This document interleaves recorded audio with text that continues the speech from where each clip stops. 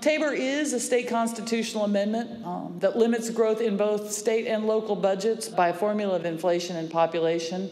And its effect is that it shrinks state and local budgets and spending over time.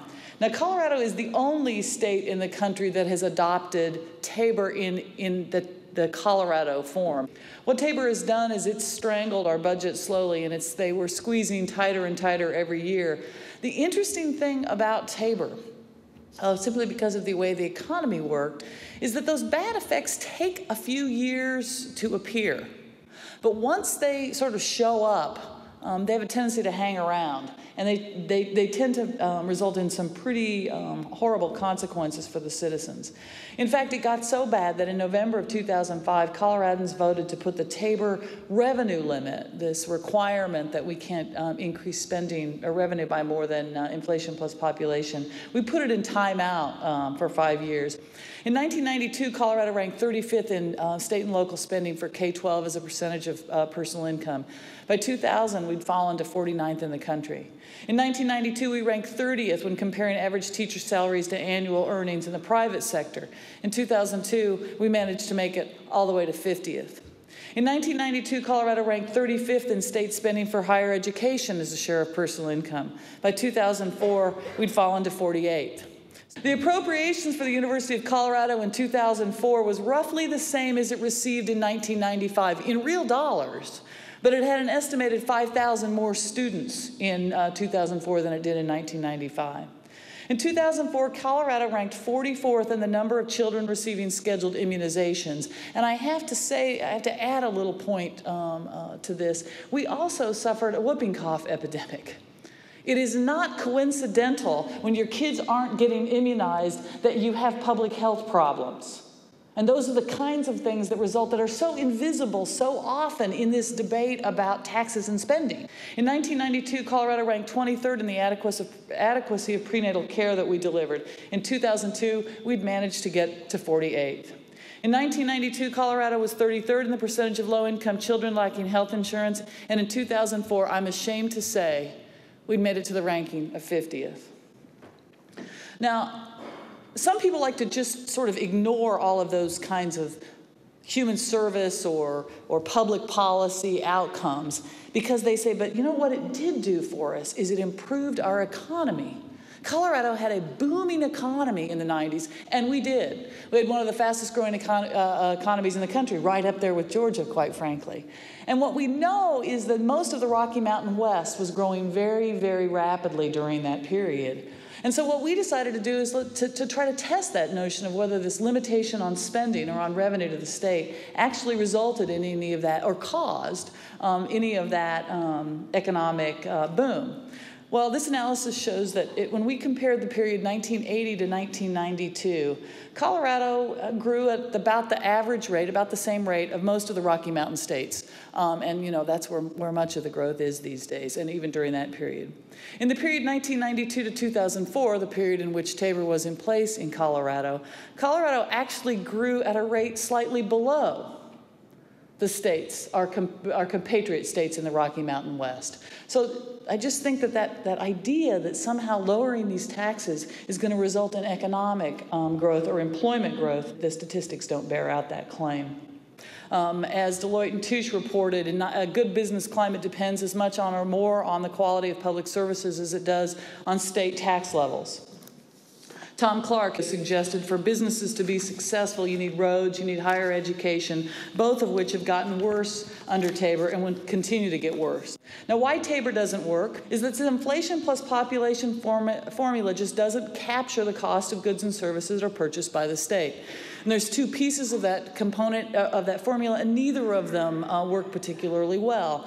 The first one is that we have to remember that CPI measures what consumers buy, not governments, and the census data that we use in the formula measures total population, not those subpopulations that are served by governments or public programs. So each year, when you can't quite cover the increasing costs that it takes to provide the same level of services as that you provided last year, the number of services that are available to your citizens shrink over time. And the problem with that, quite frankly, folks, is that sort of reinforces this notion that government doesn't perform very well. People have this notion that government spending is going up, but services are not being provided, and they immediately assume that's because of waste, fraud, and abuse. Not because there isn't enough resources to even keep up with providing the same level of services we provided the prior year.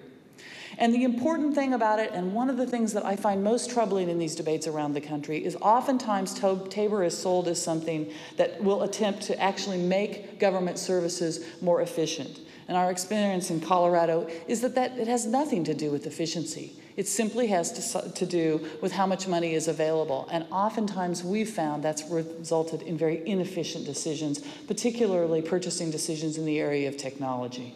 The question, I think, for us in Colorado is, where does this whole thing stop? This timeout that I talked about required a Herculean effort.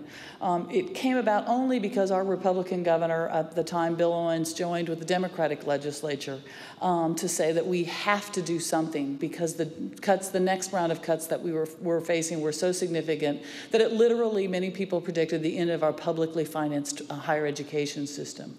What it resulted in was unanimous support from chambers of commerce and, quite frankly, active leadership in our business community. We couldn't have done it without the foresighted leadership of business folks throughout the state.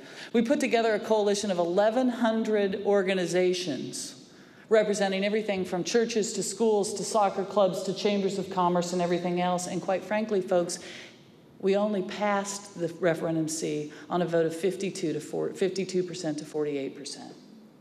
This stuff isn't easy. Once it gets in the Constitution, it is a tough darn fight.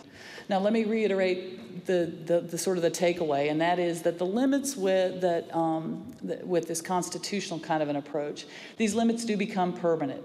Even if they don't work, getting out of it really becomes difficult. And I just gave you some statistics about how hard it was for us. We went after this 2 or 3 times and couldn't even muster the kind of money that we needed to have a campaign.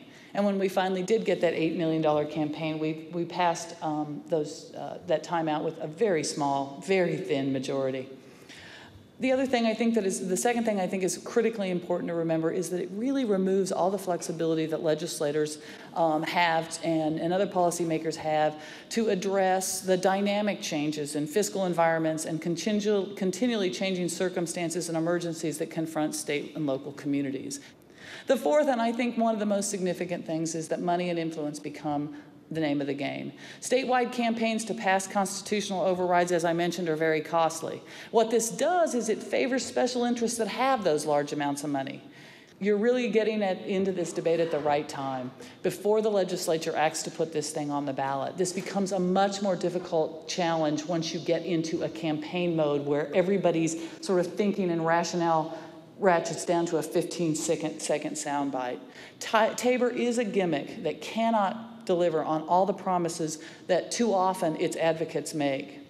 And the most important thing is, don't follow Colorado's mistake. The consequences for families, for children, and for the quality of life of all citizens in your state are simply too great.